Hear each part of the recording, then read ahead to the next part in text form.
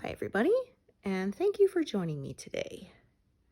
So, I actually got a fair amount done since my last video, more than I thought I would. Today I'm going to be working on the peahen's face. Yeah, so I've done her neck and a little bit of the stuff that's below her chin, kind of, below her beak, and now today I'm going to be working on her face. So, yeah, which is why we've got this kind of steep curve here, just because that's the way the colors went, and I followed them. So we'll carry on from there. So yeah, we finally got our first frost this morning. It's getting chilly. When the breeze blows, you can feel the ice in the air. Yeah, winter is definitely coming. It'll be time to dig out my mittens and scarves and all that. I said, well, one nice thing is I can pack away my lighter coat that I use for spring and the fall, because it's my old coat they gave at my workplace.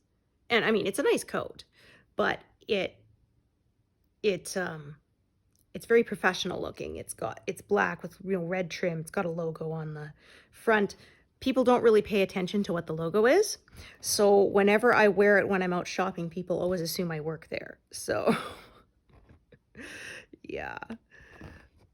The last time I was grocery shopping and I had my son with me, and somebody still asked me where stuff was. It's like, I'm pushing a cart and I have a teenager with me. Why would I be working? Plus, it was at Superstore. Their colors are blue and some black, and my coat's red. So yeah, and I get it at Walmart too, and same thing. My sister's like, Walmart's blue, why would they think you work there? But yeah, I get it all the time. Oh, so like she said, Canadian Tire I get, because it's red and black. That's Canadian Tire's colors. I could understand why people would just not bother really looking at the logo and just assume that it's a work jacket and that you work there. But yeah, so yeah, I was at the grocery and somebody asked me where the stuffing was. The funny thing is, a lot of times I do know where stuff is, so I just tell people. I don't bother getting into the whole, well, I don't work here thing. So yeah, and as long as they're polite about it, yeah. Like my husband had some guy trying to wave him down, same thing, because he was wearing a work coat for a different workplace, but they assumed, and then you always all, oh, what's it take to get service around here? Your service sucks. And my husband's just like, yeah, I don't have to serve you because I don't work here, Oh. But yeah, if people are nice about it, I'll help them if I know. If I don't, then I'll tell them I don't work here. But yeah, I had one time, I wasn't wearing my work coat, but it was after work and I was buying a clipboard, because when I used to stitch from paper, that's what I did, is I had the current page I was working on a clipboard, made it easy to highlight it and stuff, so it wasn't, getting crumpled and that.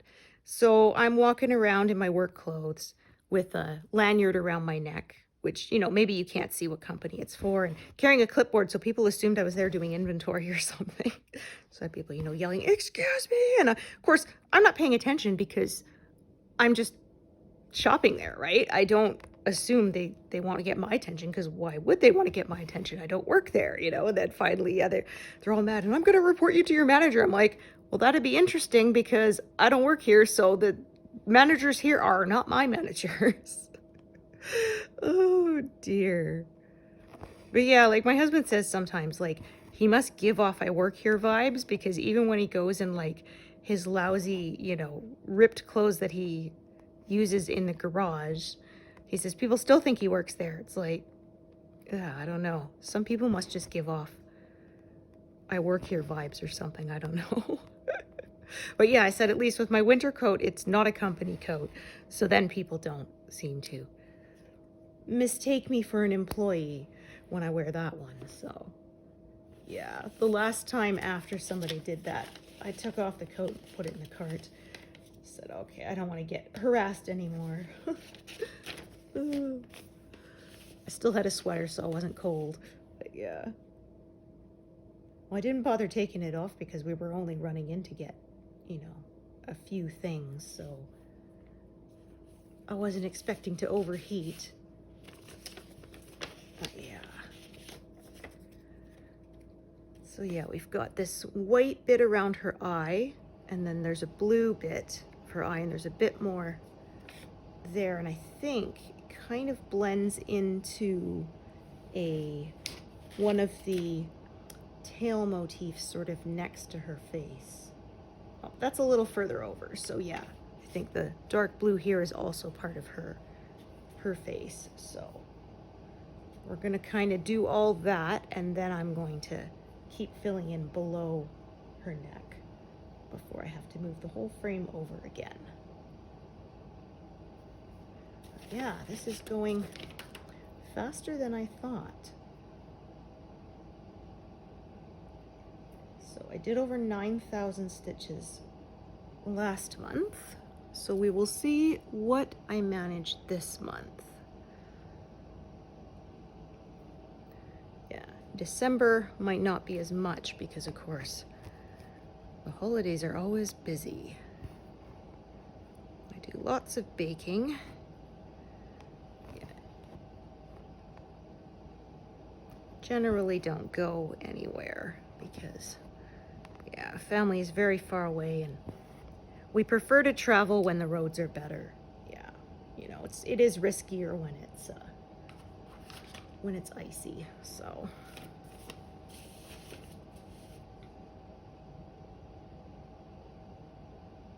Yeah, we traveled once in January for my niece's baptism because we were her godparents, and yeah, it was end of January, and oh, that was a nasty drive. Yeah, because we at the time we lived in BC, and then my husband's brother and his wife lived in Alberta, so yeah, we have to go through the Coquihalla Mountain Pass, and it's yeah, it can be pretty treacherous. I mean, it has snow up there even in the summer because it's, you know, mountain, so it's up high. And let's make sure I'm in the right spot. I think I might not be. Yeah, I think I'm here. Just see. Yeah, there we go. I was almost on the wrong row. Anyway, yeah, they have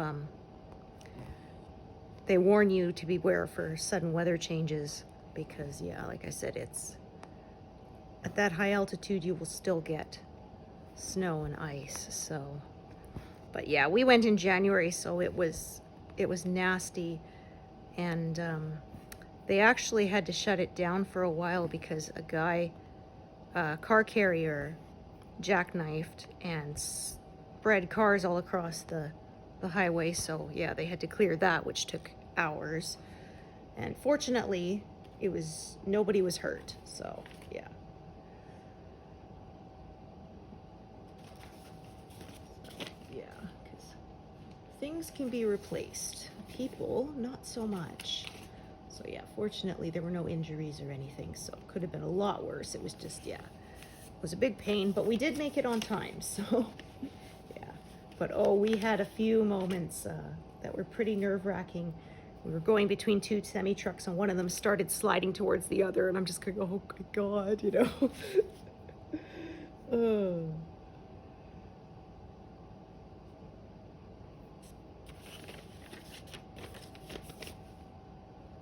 But yeah, my husband's a good driver. He didn't panic, so we didn't spin the tires, and we got out of there. And yeah, but yeah, that was a nerve-wracking few moments, I tell you that. Oh. Yeah, actually, my husband and son love to watch the Discovery Channel program Highway Through Hell, and it's about accidents and stuff, like clearing the big roads when there's accidents and that, and yeah, that highway features in a lot of them. Yeah, that one, and they loved Heavy Rescue 411, I think it was called. And yeah, that one I think ended, but yeah, they liked watching those. Because yeah, on a lot of those highways, especially when it's winter, the logistics of clearing those kind of things is really tricky. Especially when it's such big rigs too. Yeah, you really need to know what you're doing.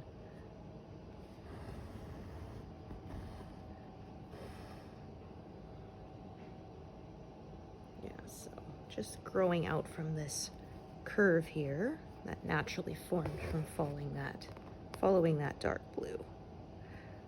And then yeah, as you can see underneath it, there's green as some feathers from the peacock are showing below the peahen's head and neck. So yeah, I was working a bit on those yesterday or day before, something like that. I just figured you guys would probably find watching me stitch her face interesting. So I'm going to stitch these and come back up and then do that other row sort of coming down. So just gonna, yes. You can see this is quite a detailed section as there's quite a lot of threads there.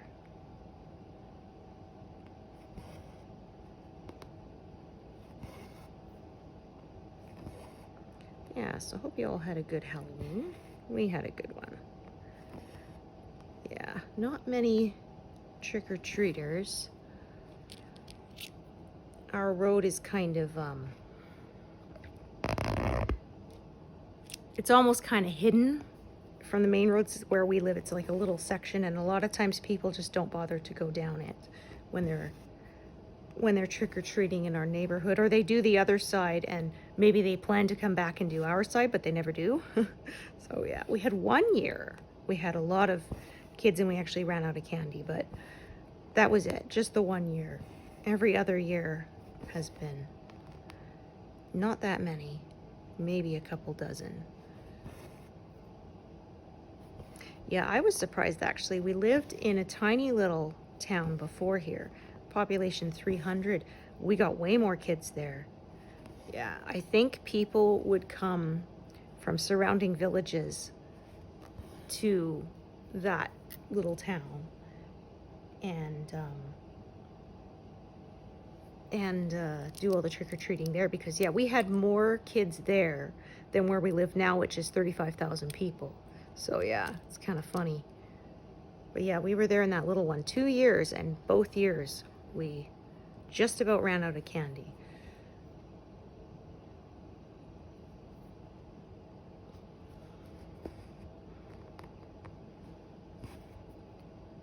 Yeah, I remember that we put up a Christmas light display as well, and that was in the early 2000s, so it was the old incandescent lights. And yeah, we didn't realize how much energy those consume, because when we got our bill in January, it was like, okay, we're not doing that again. And I said, we didn't have a ridiculous amount of lights, you know, just sort of on the front outlining things, and we would turn it on sort of in the evening, turn it off before we went to bed. So it was only for, you know, 3 or 4 hours or whatever. But yeah, holy cow, the bill was like twice as much. I was like, yeah, we're not doing that again. Now we have the LED lights, which of course are much more energy efficient. So yeah, there's like a negligible difference. Yeah.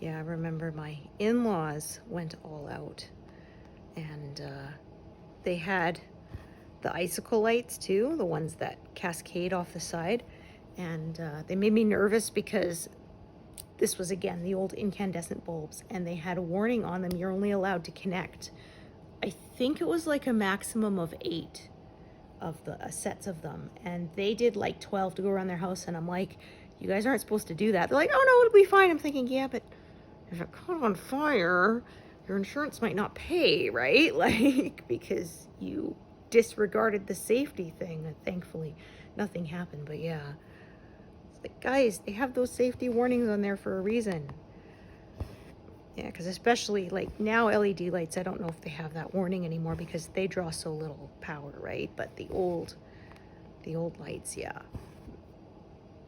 they got very hot and they drew a lot of power. I remember we had neighbors had lights on their like landscaping on the bushes and stuff, and they were the big old incandescent bulbs that were, you know, huge, and they actually got so hot that when it snowed, it burned holes in the snow. Yeah, like maybe putting those on the shrubs and stuff when it's, you know, winter and dry might not be the best idea. Okay, lots of different colors here.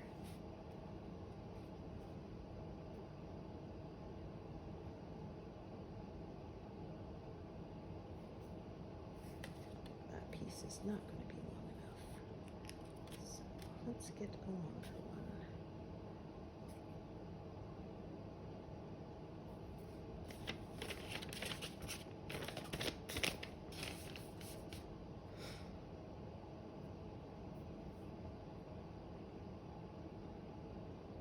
Yeah, so there's lots of green coming up in this pass.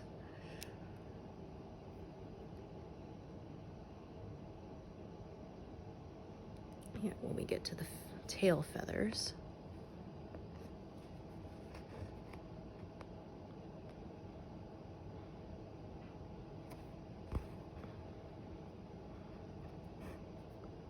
Yeah, so I definitely like 14 count because I was working on an 18 count piece.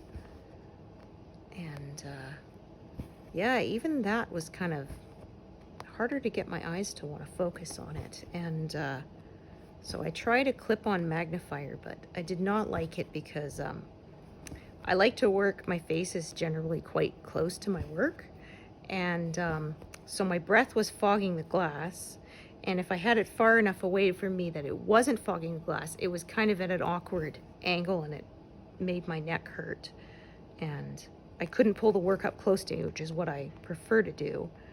So yeah, that was no good. And then I read in a Facebook group, somebody said, well, what about reading glasses? And somebody said, well, I already have glasses, you know, and they said, oh yeah, just put them, you know, in front of your regular glasses.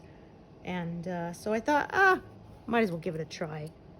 Got some $3 reading glasses and yeah, worked perfectly. So yeah, I said, may look a little silly, but hey, you know what? It works. So yeah. So I returned the magnifier and I started using that. Yeah, but that means I may, after I finish the two 18 count pieces I have, I may just stick with 14 from now on. Or like I said, I might try 16, but I don't know. Even with the reading glasses, I find I can work on 14 count all day with zero eye strain. So yeah, I may just stick with that. And to get pieces big enough, I find generally I can't get them with the gridding, the pre-gridded pieces, but I figure, you know what, I'm willing to put in the work to sew on my own gridding if it means that I can work comfortably with no eye strain. So yeah. Yeah, one of my friends said, oh, you made your own bifocals. I said, yeah, I know that I probably need to get progressive lenses. I'm the right age for them. My mom got them in her 40s. I'm early 40s, so yeah. But I also remember she had a really hard time adjusting to them. I don't know if they just didn't make them properly or what, but she said that for months it felt like somebody was pushing down on the top of her eyeballs. And yeah, that it just was not comfortable. And yeah, like I said, I don't know if it was the actual adjustment period or if it was they didn't make them properly, because I have had glasses before that they messed it up. And yeah. And I tried for weeks to adjust because I thought maybe it's just me.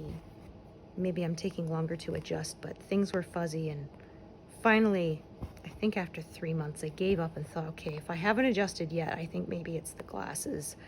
And I went back to my old place, because we had moved, so I went back to my old place, which was in the next city, and had them make me a new pair. And they said, oh, what are you doing back here? It's a longer ways to travel. I said, yeah, but I've been getting glasses from you for years, and I never had a pair I couldn't see with. So, yeah, because the guys who did mess it up refused to admit that they'd messed it up.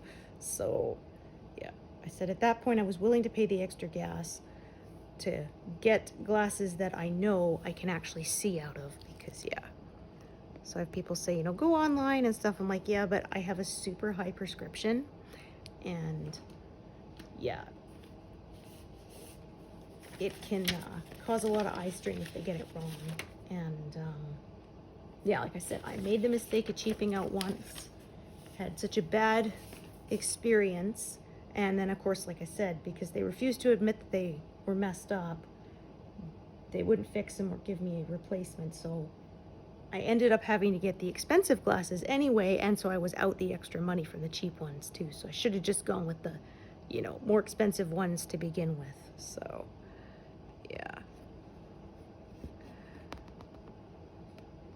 Yeah, it's just kind of frustrating because, like, insurance is like, oh, you get $150 every 2 years and no rollover. And it's like, yeah, $150 won't even buy a pair of frames these days, let alone the lenses. Yeah.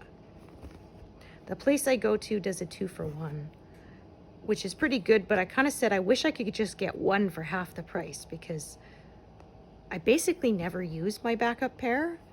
Yeah. Like, by the time my main pair is sort of, you know, dinged and scratched up enough that I need to go to the second pair, it's time for a new prescription anyway. So, yeah. I would rather, honestly, that they let me just take one for half the price, but oh well. Because, yeah, I used to get, it worked when I got prescription sunglasses. But I don't do that anymore. Now I have sunglasses, they fit right over my regular glasses, which I got from the dollar store for like $3, which I love them, yeah. And I like that I don't have to switch glasses entirely, right? I can just take off the sunglasses and stick them on top of my head or whatever. So, yeah.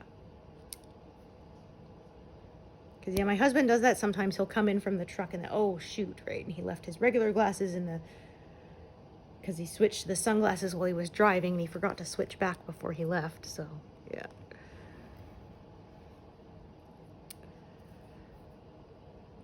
Yeah, or I had clip-on sunglasses too, like the ones that actually clip onto the frame.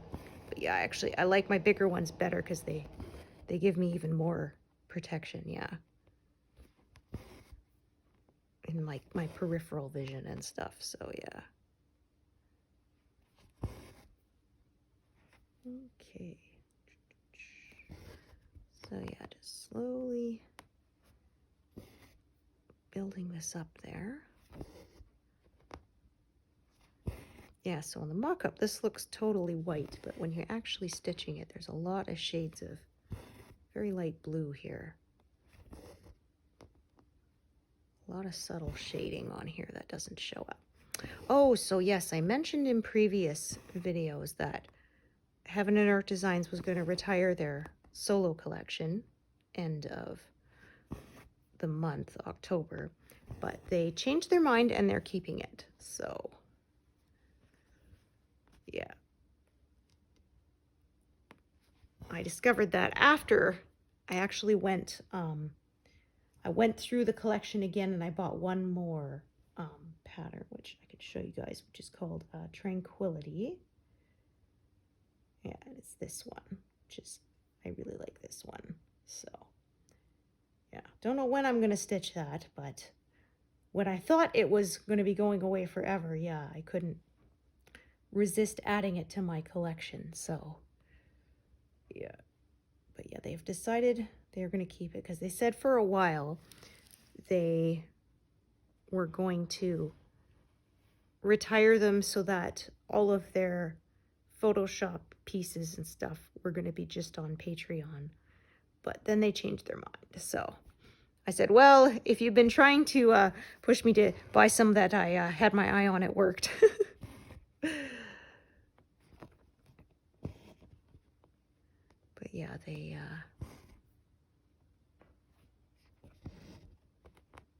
changed their minds and decided to keep it, and they have been adding new ones, so yeah. So yeah, if I'd known that, I would have waited and got them when they had a sale, but whatever. I don't mind. I don't regret buying them at full price. They were such nice patterns that yeah, because like I said, I learned my lesson from delaying on buying the Evolutions one. And yeah, now I'd have to pay a lot to track down. It would have to be a paper pattern, and I am just spoiled, and I will not stitch from paper anymore. Yeah. I said it made such a difference. Pattern Keeper was such a game changer because I went from my first full coverage piece was 60,000 stitches. Yeah, it was 200 by 300, and it took me like 9 months to stitch. And then once I switched to Pattern Keeper, I did one that was, you know, like 280,000 stitches. I did that in like a year and a bit. So yeah, much faster. That was Pattern Keeper, and also that was when I switched to parking, and I discovered that actually, although it can seem like slower going, it actually was faster for me because I wasn't having to spend time filling in stitches that I missed, gaps that I had left, or fixing mistakes that I had made because of my counting. Yeah, I do still occasionally make them, of course, but I make a lot fewer.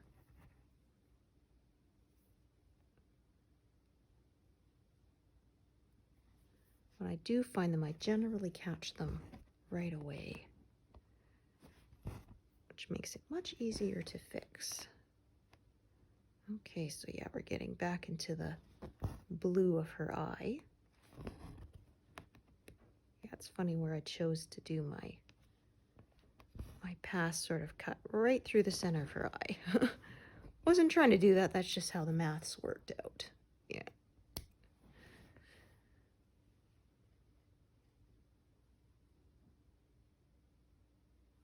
Okay, let's see how long is that bit that's parked up here.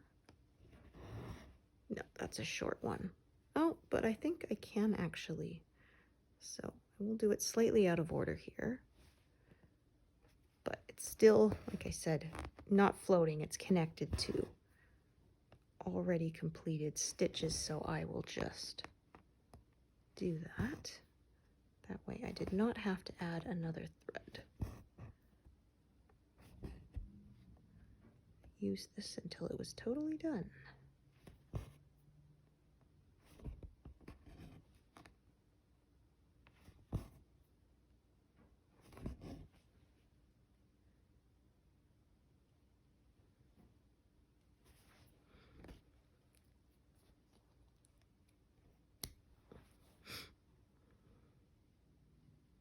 Yeah, I had my craft stand collapsed on me the other day. Good thing it wasn't while I was filming. Yeah, one of the bolts was, well, the wing nut that tightened it, it failed, and it was, I don't know how, but it ended up, it got all mangled, and so you couldn't turn it anymore.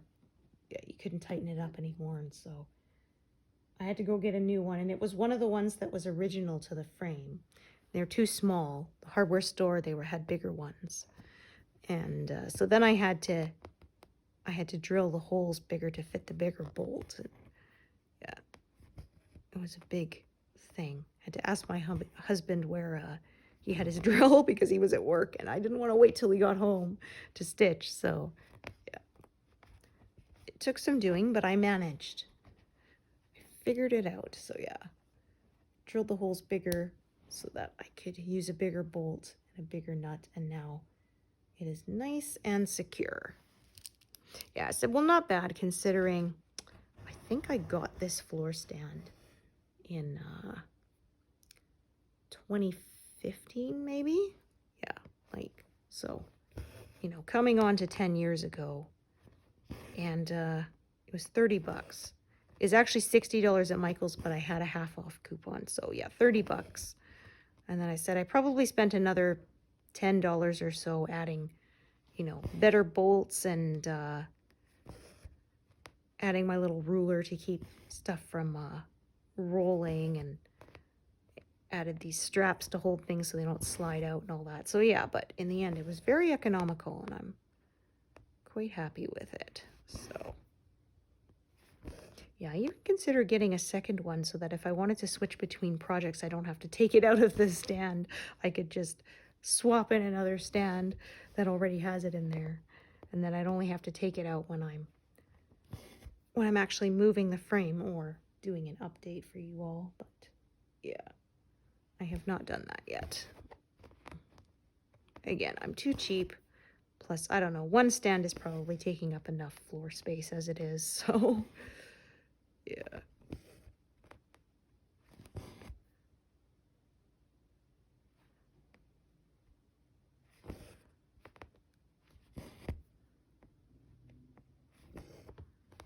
Well, when I swap projects, I also have to swap working trays as well, so yeah, it sort of becomes this whole thing. Okay, I'm just gonna check this other one here. It's parked up here. Okay, so that's not very long. Okay. Because yeah, the length of what I have already attached is a big factor in what I decide to attach as well. So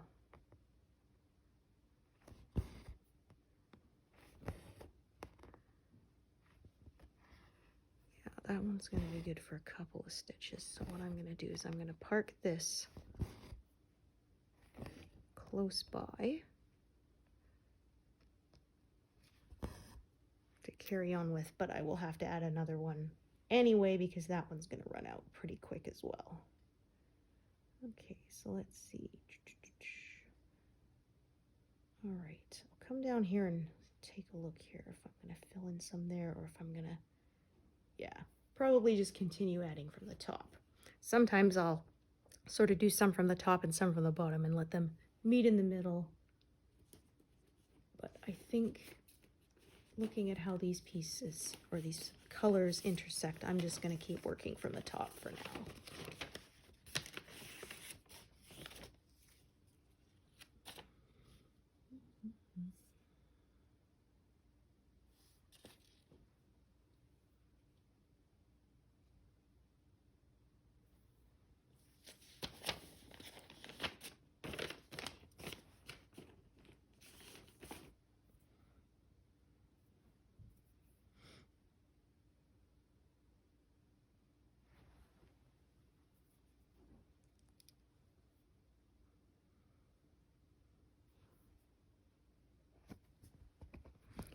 Definitely want to make sure I'm getting it accurate here because this is her eye and her face, so it's kind of a focal point on this piece. So yeah, like I say, sometimes if I make a mistake in the background where you can't really notice it, I will just leave it. But oh, I think I parked something wrong here.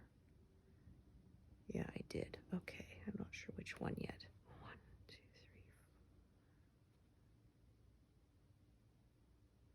3, 5. Okay, because yeah. So this one above it, I parked in the wrong spot.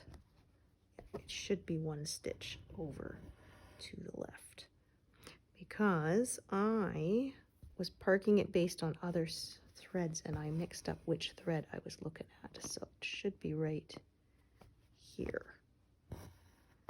Yeah.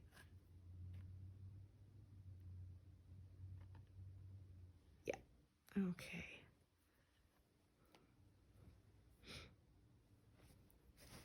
I tell myself I should always counting from the grid lines and not from stuff I've already parked in case I messed it up, but I do sometimes do that. I don't listen to my own advice. Don't we all do that, right? Yeah.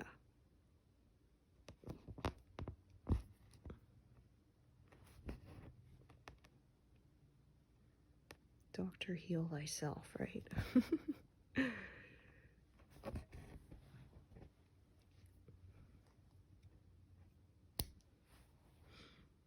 So yeah, as you can see, oops, there's a fair bit of confetti here, so this part is taking a little bit longer to fill it in.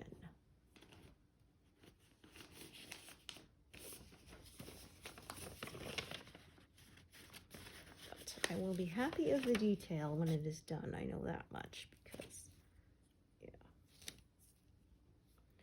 I get frustrated stitching it, but in the end, I'm happy I did the work because, although I do not have the patience to do a max color piece, yeah. My hat is off to those who do, but that is more than I'm willing to do. It's like they say, if it's the same number of stitches, then it's the same amount of detail. It's the shading that is different. And so, yeah, as long as the details look good to me and not pixelated, then I am happy with it.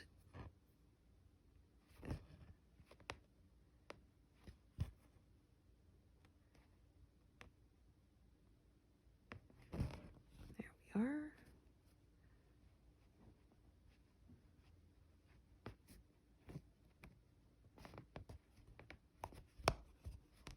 Oh my, sometimes.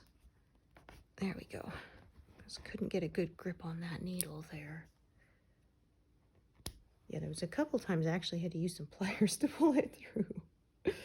Oh. I do the one that's at the bottom here too. So I had two little leftover pieces.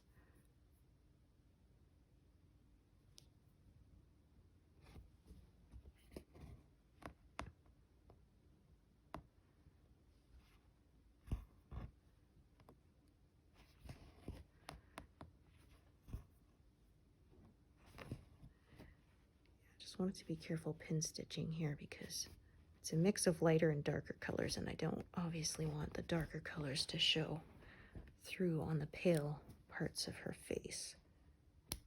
That would kind of spoil the effect. Okay.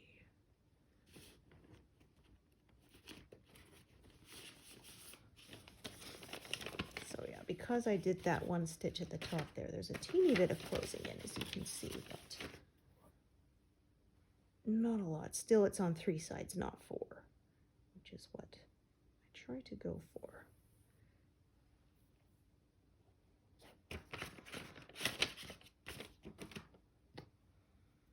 So yeah, if I manage 9,000 stitches again, I'll be at about 168,000 total, so we will see.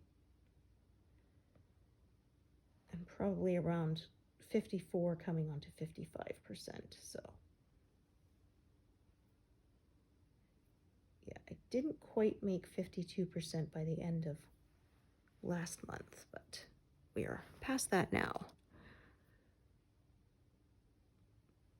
But yeah, managing about 2 and a bit %, maybe 3 sometimes per month, so. Yeah, when you work these extremely high stitch count pieces, it takes a long time for that percentage to add up.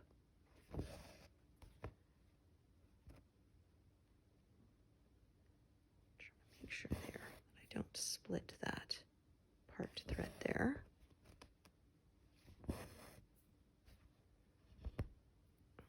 Make sure I'm not pulling up a end or a loop there. There, that I don't want to be there. Yeah, we're good now. And then what I'll do is make sure that I bring the needle down through that spot instead of up. Make sure it won't dislodge it again.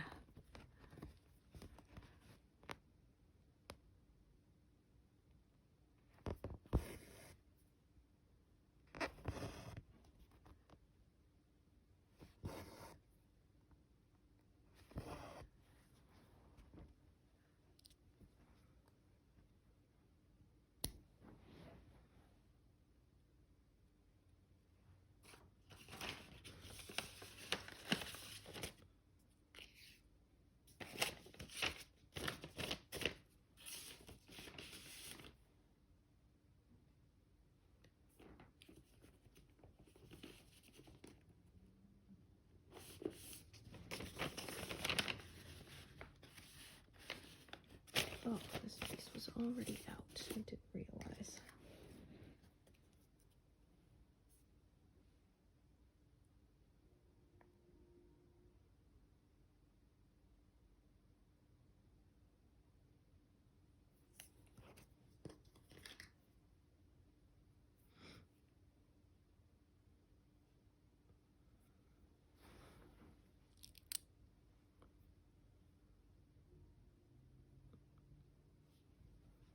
So yeah, I was doing calculations on how much I will have completed on my Ocarina of Time piece by the time this is done. And yeah, I will still be working on background for that one. So yeah, my plan is to do Deer Creek next. Be using the piece of fabric that I originally started this one on but messed up because I used the wrong color. But yeah, Deer Creek is smaller. It's 200,000 stitches. This one is over 300,000. So yeah, I discovered that I can just cut off the part that I messed up. No picking out stitches, because there was like 10,000 stitches, and yeah, that would be really not fun. And that way I don't waste the whole piece of fabric, because yeah, my sister's like, oh, I would just chuck it and start over. I'm like, yeah, but our fabric's not cheap, right? Yeah. So, although yeah, it did work out, because like I said, I bought a whole bolt, and I'm trying to think how many projects I got out of it now.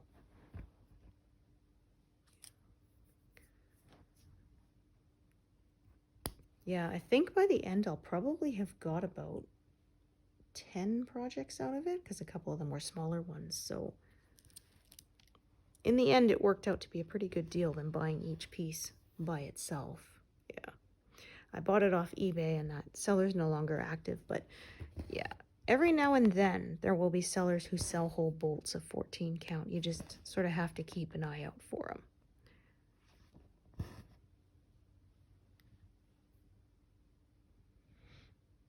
Yeah, that was my birthday gift to myself one year. So I bought a whole 60-inch wide by 10-meter bolt of fabric. And yeah, like I said, it wasn't pre-gridded, but I was willing to do the work of sewing on my grid.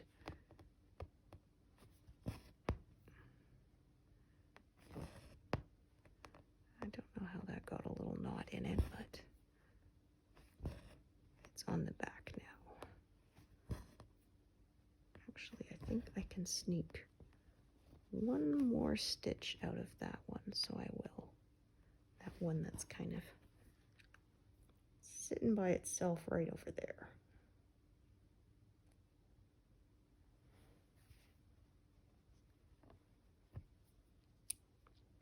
Okay, so soon, once I finish filling in this bit around her eye, I'll be able to get to some bigger blocks again and get a better number. Yeah, right now, like I said, it is very slow going. Usually I have well over 100 stitches by now, but today has been very confetti heavy.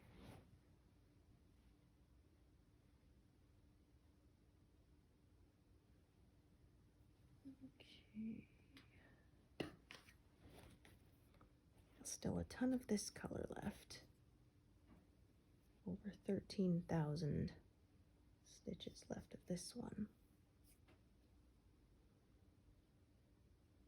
Yeah, this was one I was surprised that DMC did not sell it on a cone, which you would think they would. 939 is a very popular color.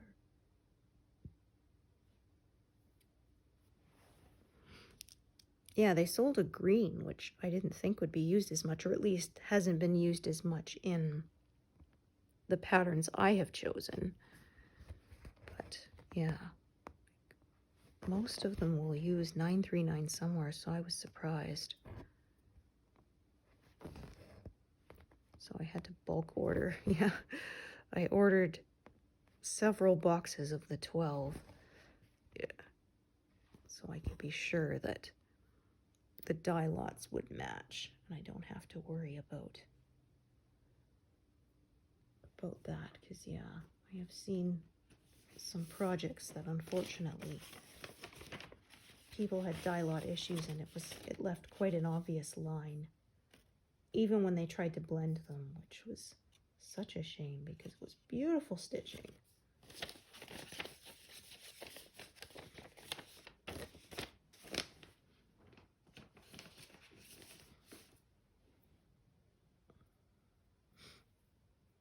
Yeah, and for some people it bothered them enough that they ended up discarding the piece entirely, which, like I said, was such a shame after they'd done so much beautiful work.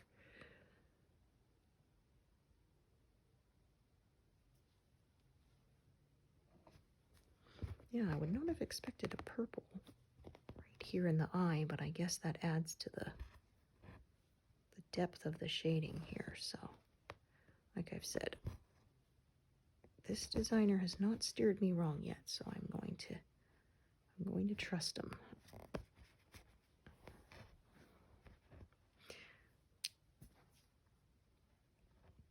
But yeah, I said I'm so far still on the lower end of things with how many patterns. I have about 20. I mean, I have lots of free ones because, I mean, free, right? Who can resist? But ones I've actually paid for, yeah. I'm under 2 dozen, but I say, you know, yeah. I'm not up to where people have hundreds yet, but yeah, if they keep releasing such beautiful designs, yeah, that's probably going to happen.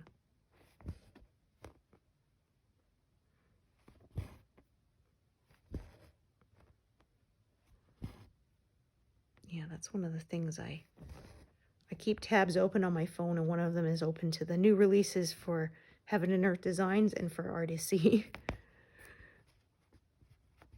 And I regularly check them. If there's anything that I love, yeah. Oh, there we go.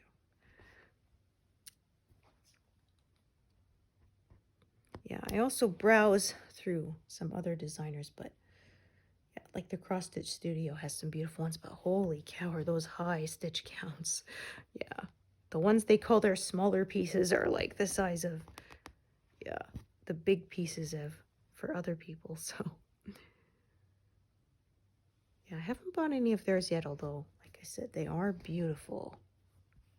Okay, so I know over here is going to be more of this dark navy color, so I feel safe to pin stitch that there.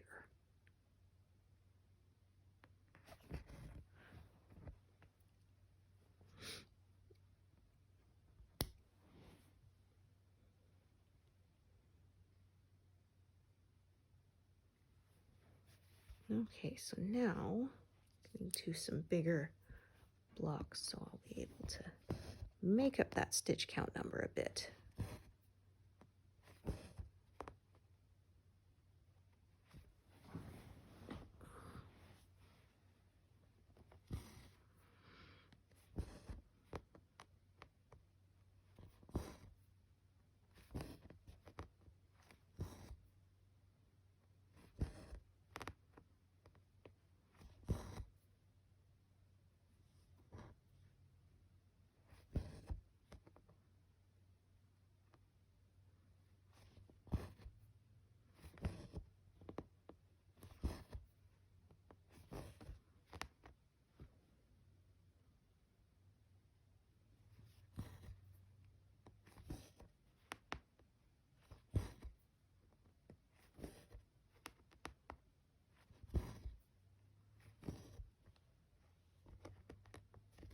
Okay, so there was a fluff there, but I think it's the grid line shining at me.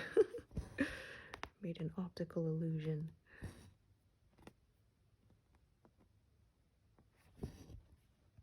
Yeah, that is what it is. Funny how things can trick your eye like that. That was wrong, yeah.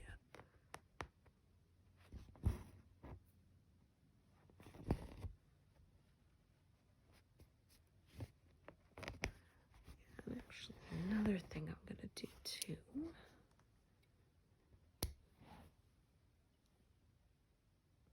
So I'm gonna check this one that's parked up here. All right, that is a longer one, okay. Although not that long.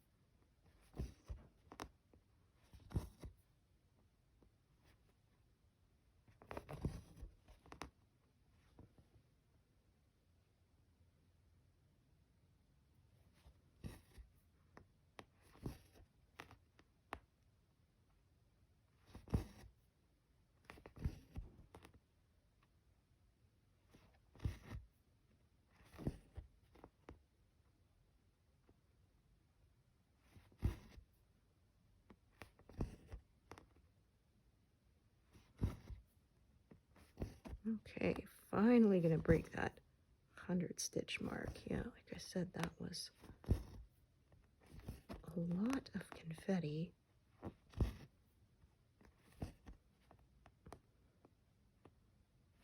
So that took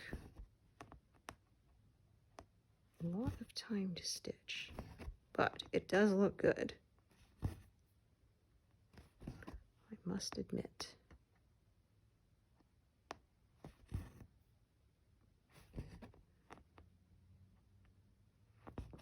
Her eye is nice and detailed.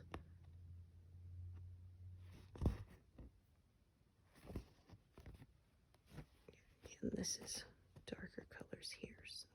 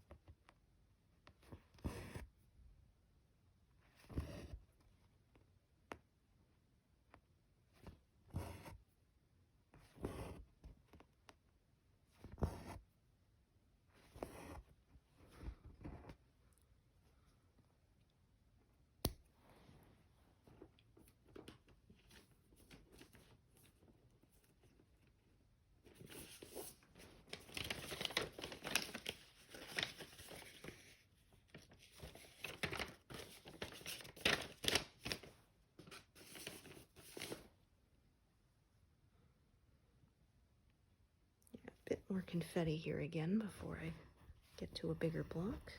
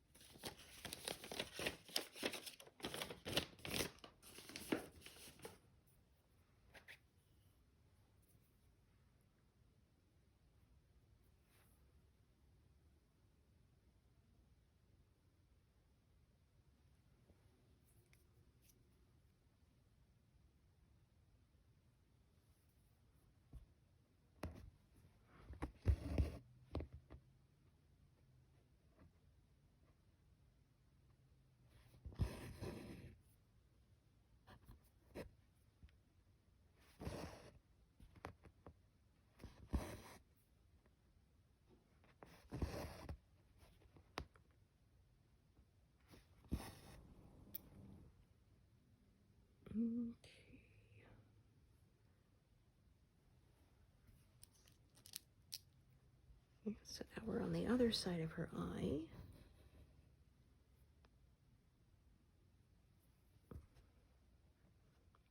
A bit more of her face.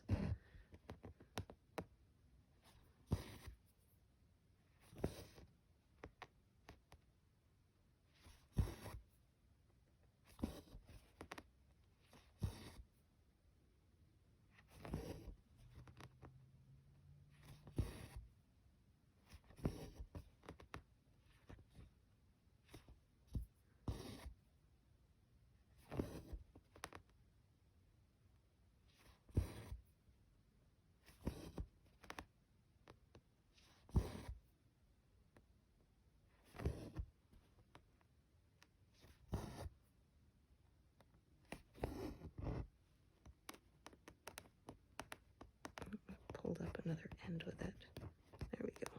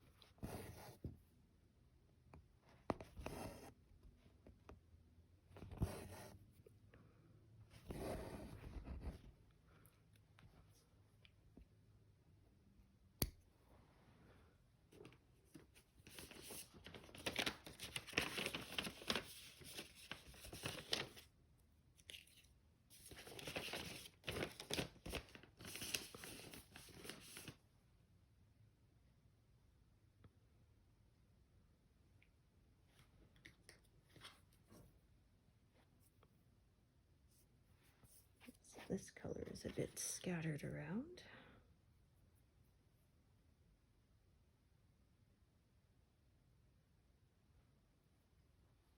Probably use a few different threads for it.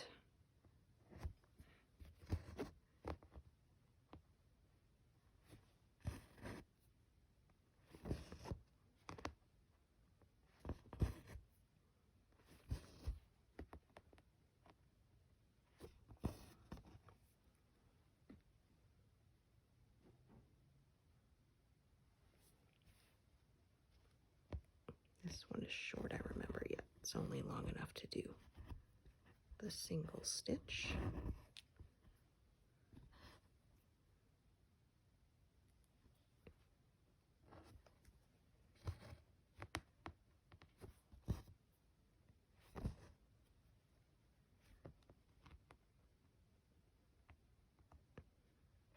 Almost running out of spots to pin stitch here. You can also pin stitch going, you know, horizontally. I just find for some reason my vertical ones disappear into the fabric better than horizontal ones, so I generally don't do those.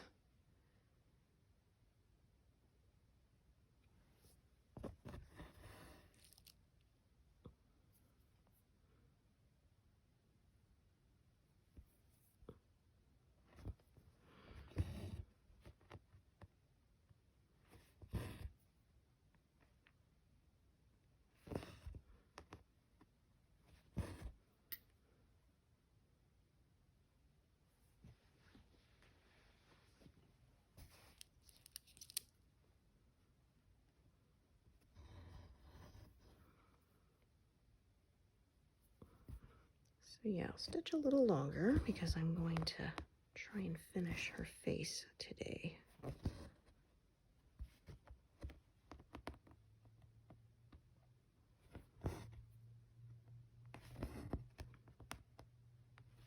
Yeah, lots of threads in this area, but it gets stitched over, so they get nicely secured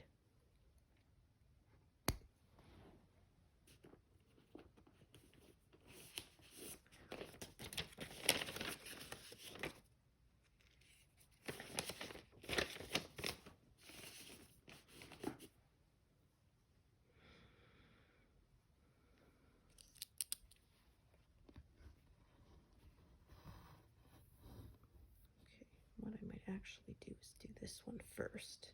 Another purple one, which again I would not expect.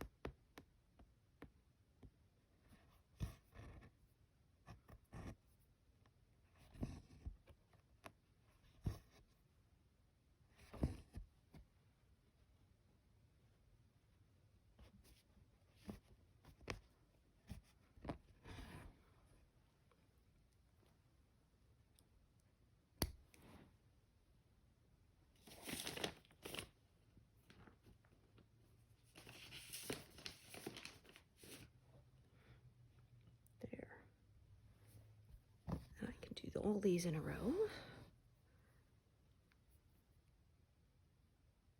without leaving as much of a gap.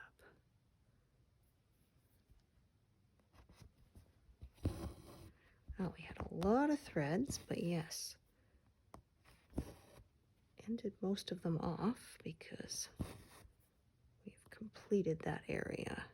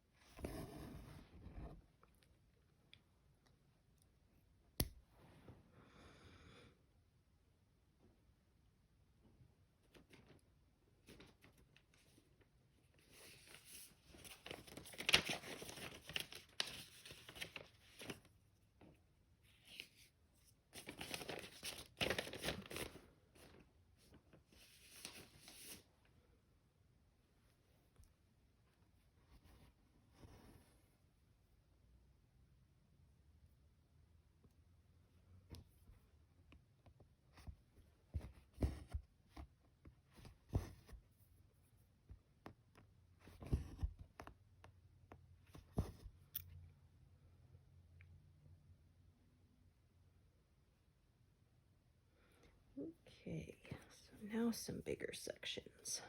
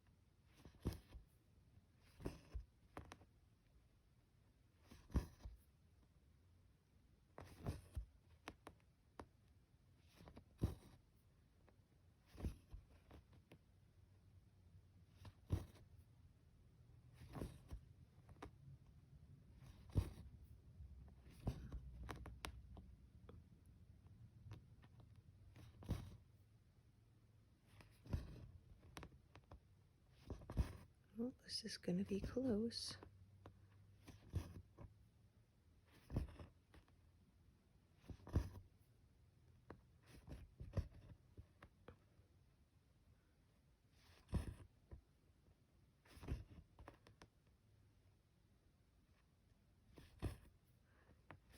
Yeah, I love when that happens.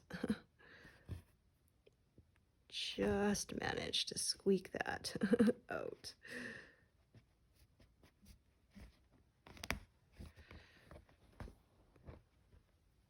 Just barely.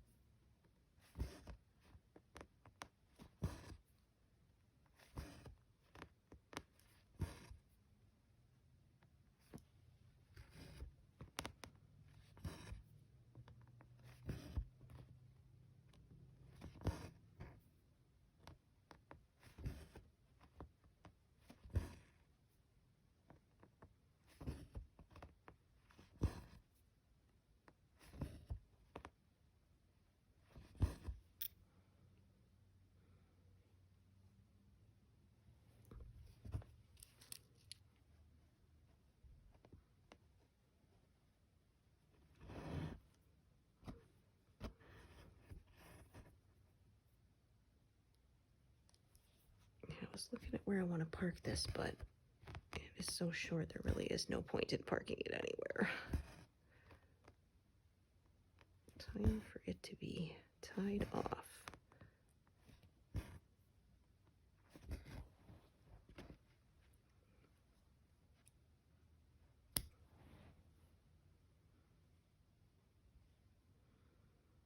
Okay, I said I was going to finish her face up, but actually I need to probably get up and stretch. My neck and shoulders are starting to complain at me, so yeah. Let's stitch to past 200, and then I think that's going to be where I take a break for today.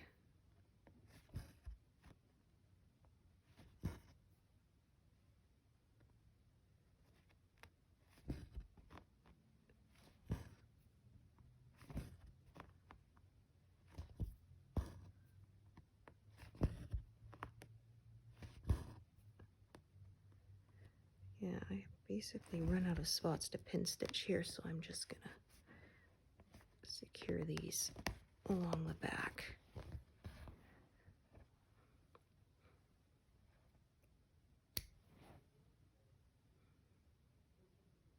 Okay.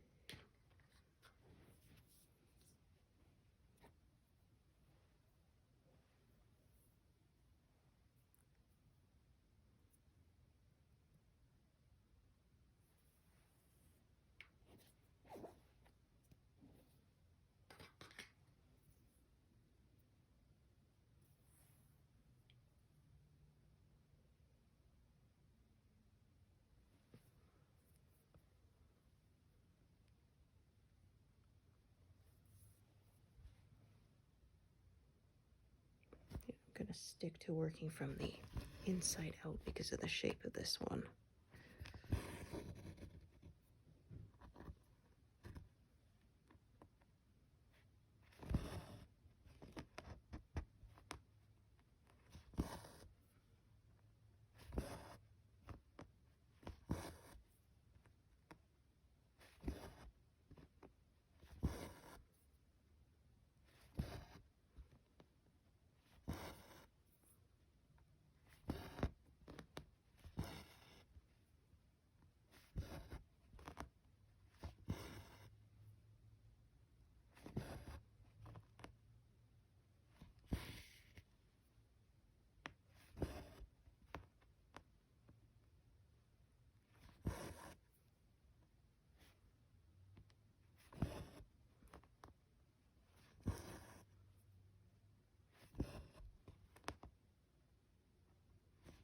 So yeah, that will bring us to over 160,000 total. So yeah, Pretty happy with that number. We got most of her face completed. I'll have it done by the next time I stitch with you guys. I might even have my frame shifted over again by the next time I stitch with you all.